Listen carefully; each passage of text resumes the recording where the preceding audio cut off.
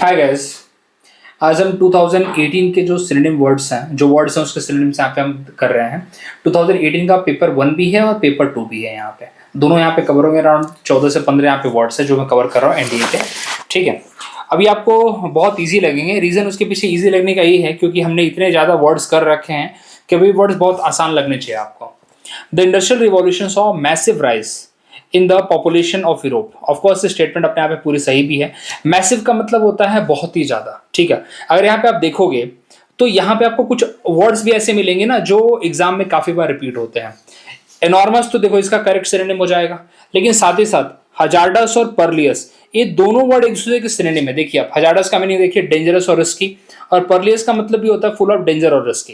तो ये दोनों वर्ड एक दूसरे के सिनोनिम है और एग्जाम में काफी बार पूछे जाते हैं words. So that's why hazardous and perilous both are very very important word, एक दूसरे के सिनोनिम में पूछे गए हैं। और आपको सच बता दूं, मैं एग्जाम में काफी बार आते भी हैं ये। ठीक है, ओके तो यहाँ पे ये वर्ड काफ़ी इंपॉर्टेंट है, आपको मतलब अलग से इसको लिख भी लेना चाहिए।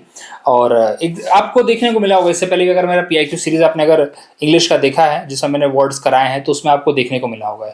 ठीक है, एरोनोइस का मतलब होता है रॉन्ग और इनकरेक्ट। उतना मैंने इसको देखा नहीं है, लेकिन जस्ट फॉर द रेफरेंस इसको आप एक बार लिख सकते हैं। अदरवाइज मैं बोलूँगा उतना ज़्यादा इंपॉर्टेंट ही नहीं है। ठीक है, इनॉर्मस तो काफ़ी बार पूछा गया, इनॉर्मस, मैसिव, गिगेंटिक। कल भी हमने किया था एक वर्ड गिगेंटिक, मतलब बहुत ही बड़ा होता है, विशाल होता है। ठीक है, उसको बोलते हैं। अगले वर्ड पे आते हैं।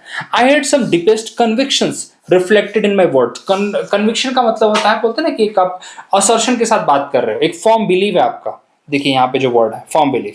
ठीक है, I have some deepest conviction. Deepest conviction का मतलब यहाँ पे बहुत स्ट्रॉन्ग बिलीव, स्ट्रॉन्ग सेंस कि होगा ही होगा। ठीक है, एनीथिंग दैट इज, जिस पर पूरी तरह से ना वो कर रहे हैं, बोलते फॉर्म है उस थॉट प्रोसेस को लेके। जैसे आप बोलते हैं कुछ अफर्मेशंस करते हैं, कन्विक्शन आपके दिमाग में रहता है कि तो हो ही जाएगा, तो that kind of thing, conviction का वही मतलब होता है यहाँ पे। प्रेजुडिस का मतलब होता है आपके कुछ बायस ओपिनियन हो सकते हैं। जैसे आप किसी, आपको मैंने एग्जांपल भी प्रेजुडिस के लिए दे रखा है कि जैसे कोई पर्सन है जो अगर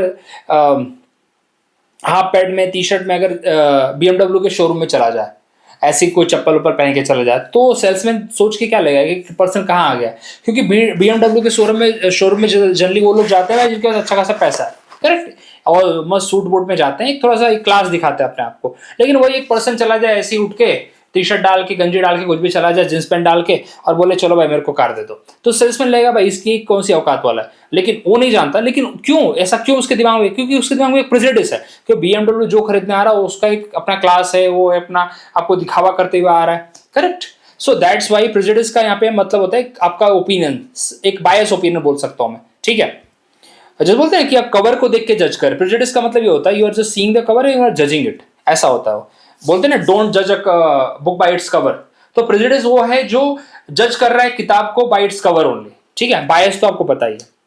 तो form believe is a correct word for the conviction, correct synonym for the conviction. ठीक है, अगले वर्ड पे आता है। The boy is very timid. Timid का मतलब होता है बहुत ही ना लेस कॉन्फिडेंस, जिसके अंदर बहुत कम कॉन्फिडेंस है यहाँ पे। तो देखिए यहाँ पे करेजियस तो इसका अपोजिट चला जाएगा। ठीक है, इसके लिए टिमिड के लिए एक और वर्ड जा सकता है काउडिस। काउडिस का मतलब होता है डरपोक एक तरह से। ठीक है, तो आप इसके लिए बोल सकते हैं जो रिजर्व्ड है, जो अपने तक ही सीमित रहता है, उसको बोलते हैं शाय। ठीक है, डल नहीं जाएगा यहाँ पे, डल तो we can't say dull is a one. Okay, dull का मतलब बोरिंग होता है, लैकिंग इंटरेस्ट, ये सब इसके मीनिंग्स होते हैं। ठीक है, आप courageous can be one of the antonym for the timid, but उतना भी क्लोज एंटोनिम इसका नहीं है। ठीक है, चलिए ब्रेव यहाँ पे, हाँ ऑफकोर्स बोल सकते हैं इसके, लेकिन बोला ना उतना भी करेक्ट नहीं है। My friend is a stubborn as a mule. तो स्टबन का मतलब होता है कि जो पर्सन किसी और की ना सुने। स्टबन वर्ड ऐसे हमने काफी बार कर रखा है। स्टबन का मतलब होता है यहाँ पे जो किसी की ना सुने। ठीक है, जो बोले कि भाई मैं जो अपना ओपिनियन रख दिया वो सही है, I don't want to change it as well. Okay, तो यहाँ पे आप देखोगे, पहले बाकी वर्ड देख लेते हैं। ऑब्जर्वेंट। ऑब्जर्वेंट का मतलब क्या होता है, जो पर्सन ऑब्जर्व कर रहा है चीजों को, आंख कान खुले रख रहा है। ठीक है, विजिलेंट है काफी ज्यादा, उसको बोलते हैं ऑब्जर्वेंट। ऑब्नॉक्शियस का मतलब होता है बहुत ही ज्यादा एक्सट्रीमली प्लीजेंट, बोलते हैं बहुत ही खराब, बहुत ही हद से ज्यादा खराब, उसको बोलते हैं ऑब्नॉक्शियस। और कॉर्पुलेंट भी, ये सब अच्छे वर्ड्स है बाय द वे। आपको बता दो, ऑब्नॉक्शियस भी पूछा हुआ एग्जाम में, कॉर्पुलेंट भी पूछा हुआ है। कॉर्पुलेंट का मतलब वो पर्सन होता है जो फैट है, ओवरवेट है। इसको तो मैंने इस तरह याद कर रखा है, कॉर्पुलेंट को मैंने करप्ट के साथ रिलेट कर रखा है, जो पर्सन करप्ट होता है वो मोटा होता है, ऐसा मैंने, देखो ये मेरा तरीका है, ये गलत भी है, मतलब ऐसे नहीं बोलना चाहिए मुझे, लेकिन मैंने अपने लर्न करने के लिए रखा है। ये बिल्कुल नहीं है कि जो मोटा है वो करप्ट है, ऐसा बिल्कुल नहीं है, बस मैंने ऐसा, क्योंकि ऐसे मैंने इमेजिन कर रखा है कि corpulent is equal to corrupt, और करप्ट आदमी फुल पैसे अपने पॉकेट में दबा के रख रहा है, उसकी वजह से उसकी साइज बढ़ रही है, तो फैट। तो ये मेरा तरीका है करने का, बाकी आप इसमें कोई भी ये नहीं है कि मैं फैट को ही बोल रहा हूँ, ठीक है, दिस नॉट लाइक दैट, बस मेरा तरीका अपना इसको अपने आप को कन्विंस करने का, दिमाग में रखने का इसको, ठीक है। जिसका मतलब होता है फैट, ओवरवेट, ठीक है। इसका हाँ करेक्ट सिनोनिम क्या होगा, ऑब्स्टिनेट। ऑब्स्टिनेट का मतलब ये होता है, अगेन सेम मीनिंग है, that is equivalent to the stubborn, okay. Someone unwilling to change their opinion और एटीट्यूड, एक जो अपना फिक्स एटीट्यूड है वही रहेगा एज इट इज, ठीक है। Meaning of the other word आप देख सकते हो, ऑब्नॉक्सियस का मतलब तो एक्सट्रीमली अनप्लीजेंट, जो मतलब देखा नहीं जा सकता। जैसे आप कभी कभी ना सोशल मीडिया पे कुछ पिक्चर्स देखते होंगे, उसमें वो ब्लर आती हैं, वो क्योंकि वो दिखाई नहीं जाती हैं, ठीक है, बोलते हैं कि भाई that is not good for everybody to see, okay. His behaviour was deliberately provocating, provocating मतलब जो आग लगा रहा है, ठीक है, जो बोलते हैं ना आग में घी डालने का काम कर रहा है, ठीक है, बातों को बढ़ा रहा है, उसको बोलते हैं आप। तो देखिए क्रिएटिंग फ्रस्ट्रेशन नहीं होगा, क्रिएटिंग फ्रस्ट्रेशन मतलब वो तो चिड़चिड़ापन हो रहा है, यहाँ पे प्रवोक कर रही बातें, प्रवोक कर रहा मतलब आगे बातों को बढ़ाना, ठीक है। जैसे कोई दो जैसे मुद्दे हैं, प्रवोक का अपोजिट बोल सकते हैं, प्रोवोकेटिंग का अपोजिट बोल सकते हैं, सीज फायर भी हो सकता है। अब जैसे इंडिया पाकिस्तान के बीच में टेंशन हो रखी है, ठीक है, अब कोई कंट्री, तीसरी कंट्री अगर टर्की जैसी कंट्री है, टर्की जैसी कंट्री उस बात को, दोनों के इश्यूज को खत्म ना करने के लिए ड्रोन दे रही है, भाई चलो बढ़ाओ इस बात को, ठीक है, ड्रोन से अटैक करो। तो पॉइंट यहाँ पे क्या हो रहा है कि Turkey is provocating the issue of India and Pakistan, whereas may be some other countries they want कि नहीं थोड़ा मुद्दा सॉल्व हो जाए, ठीक है। तो इसके लिए सिमिलर वर्ड क्या होगा, इन्फ्यूरिएट। इन्फ्यूरिएट का मतलब भी सेम होता है, बातों को बढ़ाना, ठीक है, कॉजिंग एंगर और दिस स्ट्रॉन्ग रिएक्शंस, ओके। तो यहाँ पे infuriating is the close word and the synonym for this provocating, ठीक है। Provocating means causing anger or strong reaction which is well captured by the infuriating, okay. Exciting desire तो आपको पता ही है, तो कुछ ज़्यादा इसका मतलब नहीं है। Pitiable मतलब दयनीय स्थिति होती है, ठीक है, pity आपने वर्ड सुना होगा उसी का बस। Creating frustration मतलब बहुत ही दूर है, वैसे infuriating से उतना क्लोज नहीं है, ठीक है। अगले वर्ड पे आते हैं, उससे पहले बता देना चाहता हूँ the classes has been started, if you are really interested you can contact me on the given number. चलिए, I don't want you to lead a life of psychophancy as you did during the foreign rule। देखो psychophancy का मतलब होता है चाटुकारिता, ठीक है, excessive flattery, ठीक है, फ्लैटरी एक तरह से बोलते हैं ना, yes madam, no madam, yes sir, no sir, वैसे वाले। अब ब्रिटिश गवर्नमेंट के टाइम पे बहुत सारे इंडियंस थे, वो क्या करते थे, they used to do like this, actually they used to do like this, okay. उनका वो था ऐसा कि भाई मतलब काइंड ऑफ एक अननेसेसरी प्रेज करना ब्रिटिशर्स को। आज भी हमारे यहाँ पे है वैसे कल्चर, आज भी हमारे यहाँ पे ऐसे है वो कल्चर कि आप अननेसेसरी बस क्या बोलते हैं, अननेसेसरी प्रेज करना ज़रूरी है, अननेसेसरी प्रेज करना भी ज़रूरी है, हमारे यहाँ पे कल्चर है, that is called flattery. Appreciation तो बहुत ट्रू होता है ना, मतलब वो तो दिल से आता है, okay. Admiration, love, these are the true feelings, ठीक है। Flattery is not a true feeling, okay, आपको दिखावे के लिए करनी पड़ रही है, ठीक है। चाटुकारिता आपको दिखावे, आपको पोजीशन पाने के लिए, आपको उस जगह पे बने रहने के लिए, आपको उस क्लब में बने रहने के लिए, जो भी है आपकी सोसाइटी में रहने के लिए, आपको जो सबसे बड़ा है उस एरिया में उसको आपको चाटुकारिता करनी पड़ रही है, ठीक है। तो sycophancy, flattery are the synonym for each other. Sycophancy का मतलब इनसिंसियर प्रेज, ओके। सो बहुत अच्छा वर्ड है, काफ़ी बार एग्जाम में आता है, और वैसे भी 2018 का है तो एग्जाम में आने की बहुत बड़ी संभावना रहती है ऐसे वर्ड्स की, बहुत अच्छे वर्ड्स हैं वैसे। In India it has become easy to attack cultural artefact these days. Attack मतलब ऑफकोर्स बात है, आक्रमण करना होता है। अब देख से यहाँ पे क्या होगा, यहाँ पे अप्रिशिएट तो बिल्कुल नहीं होगा, अप्रिशिएट तो इसका अपोजिट हो जाएगा अटैक का क्योंकि अटैक में आप क्या कर रहे हो, उस पर कुछ ना कुछ असॉल्ट कर रहे हो, असॉल्ट यहाँ पे सिमिलर हो जाएगा, ठीक है, इसका सिमिलर। बेकॉन का मतलब होता है काइंड ऑफ कॉल और सिग्नल, ठीक है। बेल्च का मतलब होता है अ काइंड ऑफ, जो ढकार उकार नहीं लगाते आप, उसको बोलते हैं, ठीक है। और अप्रिशिएट तो जानते हैं। तो यहाँ पे अटैक के लिए क्या होगा, असॉल्ट। चलिए, the local court granted bail to the criminal on granted मतलब दिया, करेक्ट। ग्रांट मतलब बहुत सिंपल, एनडी में थोड़ा सिंपल वर्ड्स भी आते हैं यार, अगर थोड़ा सा भी अगर सीरियस लेवल की पढ़ाई कर रहे हैं ना, एनडी वाले बच्चे अगर कर रहे हैं तो उनके लिए बहुत एंटोनिम सिनोनिम के मतलब फोकट के नंबर है, फ्री के नंबर है वो। The local court granted bail to the criminal on Thursday.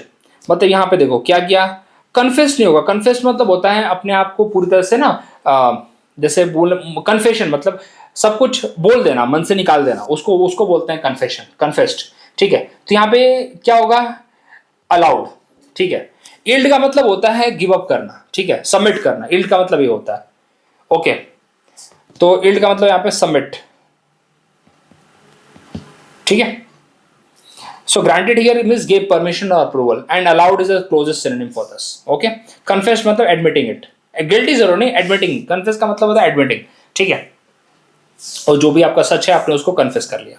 ठीक है, the judge told that he would analyze the evidence and then deliver the verdict। verdict मतलब यहाँ पे होता है जो भी आपके decisions होते हैं उसको बोलते हैं। ठीक है, deliver मतलब यहाँ पे क्या बोलते हैं उसको, व्यक्त करना, जो भी है एक तरह से क्या बोलते हैं, डिलीवर मतलब बेसिकली उस चीज को बोलेगा और क्या करेगा। ठीक है, तो यहाँ पे लिबरेट तो बिल्कुल नहीं होगा। लिबरेट का मतलब क्या होता है, किसी को रिलीज करना। ठीक है, किसी को रिलीज करना या फिर फ्री करना।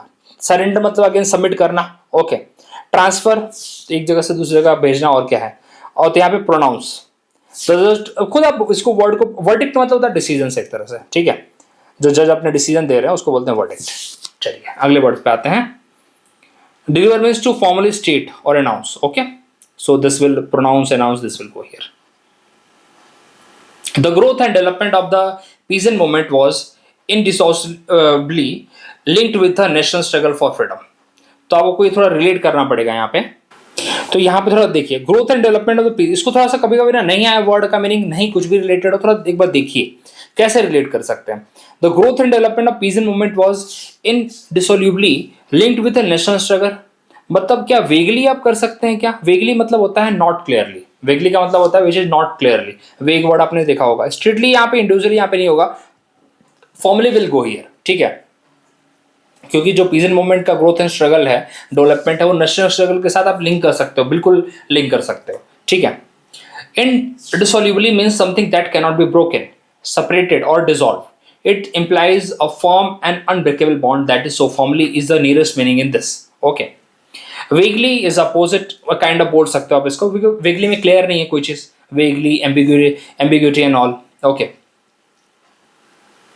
Weather condition has been improving. अब बताइए, वर्ड्स में कुछ कराने की भी जरूरत नहीं, बस वो है कि मैंने था तो मैंने सोचा कि आपको करा देता हूं मैं, that will be benefit for you. Improving मतलब सुधर रहा है, सिंपल सी बात है। बिकमिंग बेटर, मेंडिंग मतलब होता है बदलाव, मेंडिंग का मतलब होता है बदलाव, अमेंडिंग का मतलब भी ऑलमोस्ट वही होता है। ठीक है, उसके अंदर चेंजेस लाना। एडवांसिंग मतलब और आगे बढ़ना। तो weather condition has been advance, mending amending नहीं होगा, इंप्रूव वर्ड है तो इंप्रूव के लिए होगा बिकमिंग बेटर। ठीक है, देखो मेंडिंग का मतलब होता है रिपेयर करना और अमेंडिंग का मतलब होता है चेंज करना। ठीक है, स्पेशली आपने कॉन्स्टिट्यूशन के अंदर अमेंडमेंट वाले वर्ड्स सुने होंगे, अमेंडमेंट होते हैं मतलब बदलाव किए जाते हैं। The confusion on the interlocutor face was gratifying. तो यहाँ पे वैसे ग्रेटिफाइंग भी अपने आप में काफी अच्छा वर्ड है, लेकिन आपसे पूछा इंटरलोक्यूटर क्या होता है। अब मैं आपको बता देना चाहता हूँ, मैं रिसेंटली ना ऐसी पालकी शर्मा उपाध्याय जो एक न्यूज रिपोर्टर हैं, उनका वीडियो देख रहा था मैं, उनका एक इंटरव्यू था विथ फ्रेंच प्रेसिडेंट। ठीक है, तो उनके बीच में आई थिंक कोई भी एक इंटरलोक्यूटर था साथ से कोई। तो इंटरलोक्यूटर कौन होता है, जो कन्वर्ट करेगा समथिंग। ठीक है, डायलॉग बेसिकली जो अभी उनको इंग्लिश नहीं समझे तो इंग्लिश में कन्वर्ट करके देगा, और पालकी शर्मा उपाध्याय को अगर फ्रेंच नहीं समझेगी तो उसको फ्रेंच में, हिंदी इंग्लिश में कन्वर्ट करके देगा। तो that's how it will work. तो काइंड ऑफ वन हुज जो डायलॉग्स को एक्सचेंज कर रहा है। ठीक है, so this will dialogist. Okay, this will go interlocutor. Okay, चलिए अगले वर्ड पे आते हैं यहाँ पे। बाकी तो यहाँ पे government officer, party worker, revolutionary तो आपको ज्यादा समझाने की जरूरत नहीं, तो बहुत अपने आप में सेल्फ एक्सप्लेनेटरी वर्ड है। He spend his money lavishly, lavishly मतलब फुल उड़ाना। ठीक है, जेनरोसिटी के साथ। ठीक है, तो यहाँ पे जेनरोसली यहाँ पे वर्ड होगा, फुलिशली केयरफुली तो नहीं जाएगा यहाँ पे, जेनरोसली मतलब खुद अपने हिसाब से उड़ा रहा है। ठीक है, हेजिटेंटली मतलब यहाँ हेजिटेंटली यहाँ पे वर्ड नहीं जाएगा, बिकॉज इसका मतलब होता है सोच समझ के। ठीक है, okay. The government new policy will come into force from the next physical year. अब तुम बोलोगे जो फिजिकल है इसको कैलेंडर ईयर से रिलेट कर, फिजिकल मतलब यहाँ पे इकोनॉमिक ईयर की बात होती है। ठीक है, कैलेंडर ईयर अलग होता है, कैलेंडर ईयर हमारा चालू होता है from January to December, physical year चालू होता है हमारा मार्च टू मार्च चलता है। ठीक है, मतलब मार्च एंड टू मार्च एंड या अप्रैल टू मार्च जो बोलना चाहे आप उसको बोल सकते हैं, 1 अप्रैल से लेकर 31 मार्च तक, that is called physical year. मतलब यहाँ पे एकेडमिक ईयर की भी बात नहीं हो रही, we are talking about the financial year. Okay, चलिए, जैसे गवर्नमेंट की फिजिकल पॉलिसी होती है, abundant food was available for the soldier in the mess. Abundant मतलब प्लेंटी, ठीक है, अच्छा ज्यादा, मतलब अच्छा नहीं ज्यादा, ठीक है, एक्सेस में, प्लेंटी फूड। डिलीशियस का मतलब होता है अच्छा, होलसम का मतलब होता है कंप्लीट, ओके, लिटर का मतलब होता है कम। So plentiful will the correct synonym for the this word, abundant food was available for the soldier in the mess, so this will plentiful मतलब large quantities, okay, so plentiful is the correct synonym here, okay। सो ये थे हमारे कुछ 15 words, और आपको last जो मैंने complete किया था 20 वर्ड्स किए थे, आज हमने 15 किए। तो देखो ये डिपेंड करता है कितने क्वेश्चन पूछे जा रहे हैं। यहाँ पे 2018 का मैंने लिया, कल 2017 का लूंगा मैं। इस तरह से मैं मोस्टली 2010-11 तक आपको कराऊंगा मैं। ऑलरेडी इससे पहले मैंने, जब आपको एग्जाम का टाइम था तो उस टाइम पे भी मैंने काफ़ी आप लोगों को करा रखा था। तो एंटोनिम सिनोनिम आपके हमेशा कराता रहूंगा। रीजन इसके पीछे है, रेगुलर अगर आप वर्ड के ये देखो, ये बहुत डिफिकल्ट वर्ड नहीं है। बहुत सारे बच्चे अगर इनमें साथ जुड़े हैं, जानते हैं, तो ये वर्ड्स उन्होंने सीख रखे हैं, पढ़ भी रखे हैं। सो बाकी आपकी मर्जी। मैं आपसे ये रिक्वेस्ट करूंगा, वर्ड्स को रेगुलरली करते रहिए, इसको अपने डेली रूटीन का पार्ट बनाइए, जिससे आपको लास्ट मिनट में इंग्लिश में प्रॉब्लम नहीं आएगी। So thank you very much, मिलते हैं अगले वीडियो में।